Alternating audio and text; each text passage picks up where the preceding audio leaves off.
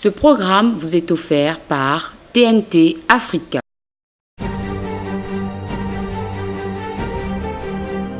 Nous avons le soleil, nous avons la terre, nous avons de l'eau et nous sommes incapables de cultiver des grandes surfaces agricoles. L'économie congolaise est une économie des États africains. L'économie congolaise ne fait pas exception à la règle mondiale. Nous sommes assaillis de demandes d'emploi. Même lorsque nous prenons des gens en stage, les gens restent indéfiniment parce qu'après ils ne savent pas où aller. Voilà pour le menu. Bonsoir à tous. Elle s'est lancée dans un projet d'agriculture familiale avec certains Congolais de la diaspora. En décembre dernier, une collecte de fonds a été organisée lors d'un gala en région parisienne. Objectif, réunir les fonds à l'endroit des agriculteurs congolais dans le besoin afin de maximiser leur production locale. Aujourd'hui, les choses se sont donc concrétisées. Agnès Ounounous, celle qui pilote cette association de la diaspora du Congo-Brazzaville, est allée à la rencontre des concernés. Et ce soir, Business Congo l'a rencontré dans ses bureaux parisiens pour faire le point de son séjour d'affaires au Congo. Agnès Ounounous, aux cheveux des agriculteurs congolais, on l'écoute. Nous avons le soleil, nous avons la terre, nous avons de l'eau et nous sommes incapables de cultiver des grandes surfaces agricoles. Le Congolais ne cultive pas sa terre. Le Congolais ne s'intéresse pas à la terre. Ceux qui avaient la possibilité, par exemple, de cultiver cette terre, manquaient de moyens. Et c'est là où la diaspora a pensé apporter justement ces moyens pour que ces exploitants puissent cultiver leur terre et en profiter. Ce projet que la diaspora veut vraiment expérimenter avec la population congolaise tombe à pic justement pour mobiliser, pour sensibiliser le Congolais à s'intéresser à sa terre, de valoriser sa terre et de penser aussi à l'autosuffisance alimentaire. En même temps, ça lui permettra aussi d'utiliser cette terre pour pouvoir s'investir, promouvoir l'entrepreneuriat rural. C'est très important de se prendre en main, c'est très important d'envisager l'avenir avec ce qu'on a. Le champ est énorme, il y a beaucoup à faire, mais ça demande des moyens. C'est là où nous serons derrière ces familles, c'est là où nous serons capables d'accompagner, de soutenir et d'appuyer ces familles. Merci Madame Ounounous pour votre contribution dans les projets agricoles au Congo. Justement, depuis bientôt 4 ans, le Congo a entamé des réflexions pour la mise en place d'une nouvelle politique de formation qualifiante.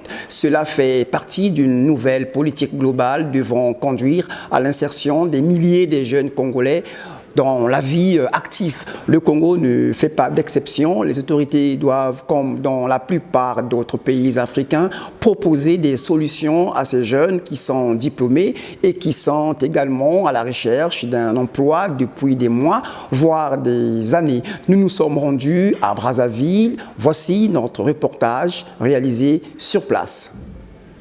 Nous sommes lundi matin, premier jour de la semaine. Les jeunes étudiants viennent consulter le tableau des concours et des offres d'emploi à la fonction publique. Au Congo, la problématique de l'emploi des jeunes est une question récurrente et actuelle. Le gouvernement estime à 6,9% le taux de chômage, mais les statistiques concernant le sous-emploi sont bien plus importantes. Pour que tu sois intégré à la fonction publique, c'est pas vraiment facile. C'est un problème de la volonté personnelle et du charisme au niveau des études. Au Congo, on a besoin des étudiants travailleurs. Il s'agit d'un problème de formation.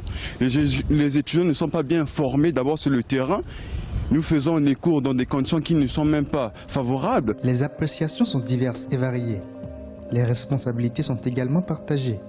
Le favoritisme, le niveau de la formation souvent bas, l'inadéquation formation-emploi sont entre autres les principaux obstacles à l'emploi des jeunes aujourd'hui au Congo. Le 12 août 2013, lors de son traditionnel discours à la nation, le président congolais a annoncé la baisse du taux de chômage.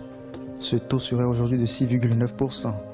Une baisse spectaculaire qui laisse sans réponse certaines questions, car le taux de chômage 2 ans plus tôt était de 34,2%. Il y a le facteur infrastructurel, notamment la construction des routes.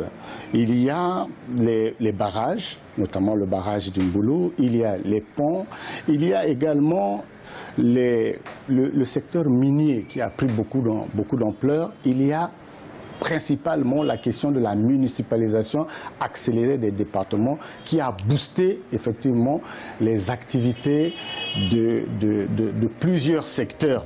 Les infrastructures, les mines, la question de la municipalisation accélérée des départements sont donc les principaux facteurs qui ont contribué à la baisse du taux de chômage au Congo. Mais en vérité, beaucoup de ces emplois sont créés à temps partiel. Dès 2011, l'État congolais a entamé des réflexions pour la mise en place d'une nouvelle politique de formation qualifiante.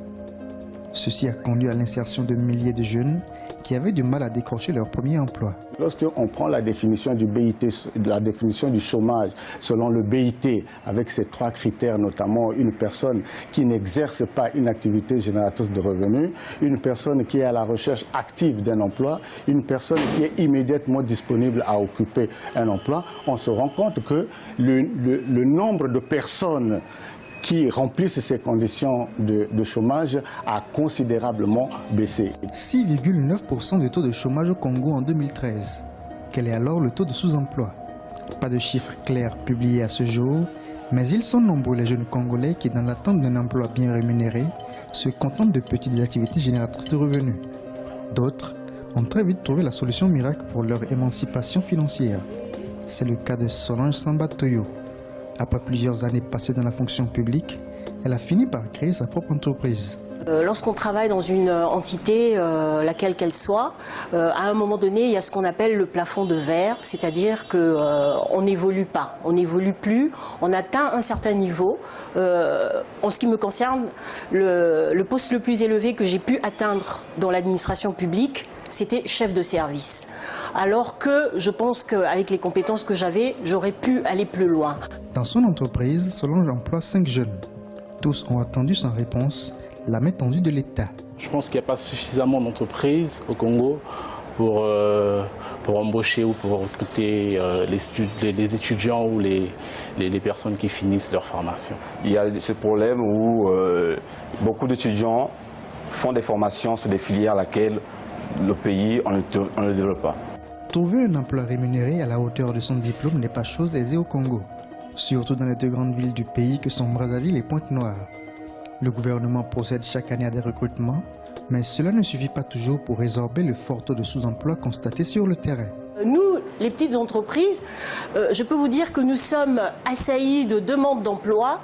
Même lorsque nous prenons des gens en stage, les gens restent indéfiniment parce qu'après, ils ne savent pas où aller. Le chômage et le sous-emploi sont 2 réalités incontestables au Congo.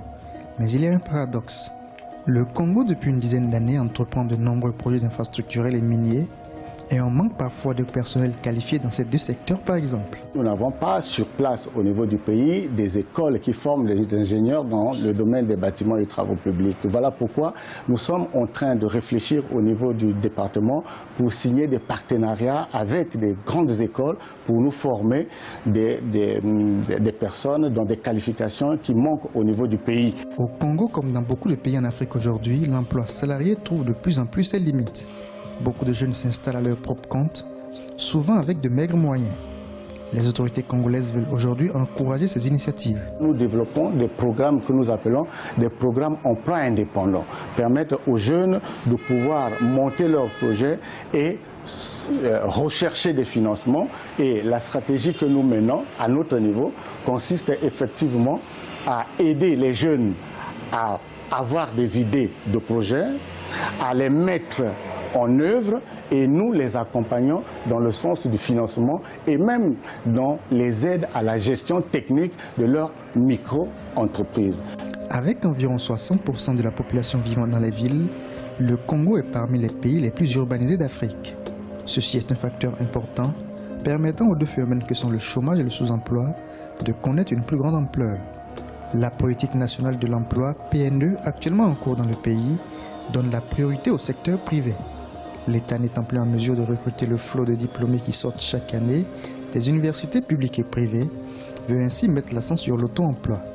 Le climat des affaires étant aujourd'hui favorable à de telles initiatives, il ne reste qu'à accompagner les demandeurs d'emploi avec un plan financier conséquent. Promo, passez à la haute définition avec TNT Africa. Pour plus d'informations, appelez-nous au 06 410 08 68 ou composez directement le 888. Nos adresses: Centre-ville, avenue Charles de Gaulle, en face de Park & Shop, Djetié, en face de l'hôpital de base. TNT Africa, la télévision numérique pour tous. Quel apport économique un événement tel que les Jeux africains peuvent apporter sur le développement économique d'un pays comme le Congo? Nous avons posé la question à un proche du pouvoir congolais. Nous l'avons rencontré dans sa ville au Mans, en France. Voici son décryptage. Le président de la République, il avait promis de relancer le Congo sur le plan politique, économique. Il a été très important que le Congo opère d'une façon, je peux dire exceptionnelle, parce que les choses vont très vite, la reconstruction du Congo. C'est dans ce plan de reconstruction que nous constatons au niveau du mi-bilan qu'il y a déjà des stades de cette capacité d'accueil que vous avez vu à Brazzaville. Il y a ce village omnisport au Congo-Brazzaville qui existe aujourd'hui. Les bénéfices de cette réalisation se verront d'ici là. Je pense que le Congolais lambda se rendra bien compte que le Congo a été reconstruit. Vous pouvez prendre le cas par exemple du niveau de vie au Congo. L'espérance de vie était à 45 ans avant l'arrivée du président de la République aux affaires. Aujourd'hui, l'espérance de vie a augmenté. Mais le ressenti du Congolais lambda est celui-là. Je ne pense pas que nous soyons arrivés au bout de nos objectifs. L'économie congolaise est une économie des États africains. L'économie congolaise ne fait pas exception à la règle mondiale. L'économie congolaise est encore une économie de rente pétrolière. Donc aujourd'hui, il est très important pour les politiques d'imaginer d'autres dispositifs pour sortir le Congo de cette réalité qui est d'une façon générale une réalité africaine. Vous savez, on parle de la crise. J'ai entendu parler de la crise en France depuis Giscard d'Estaing, on parle de la crise. Jusqu'à aujourd'hui, on parle de la crise. Je crois que vous et moi, vivant en France, nous avons le temps.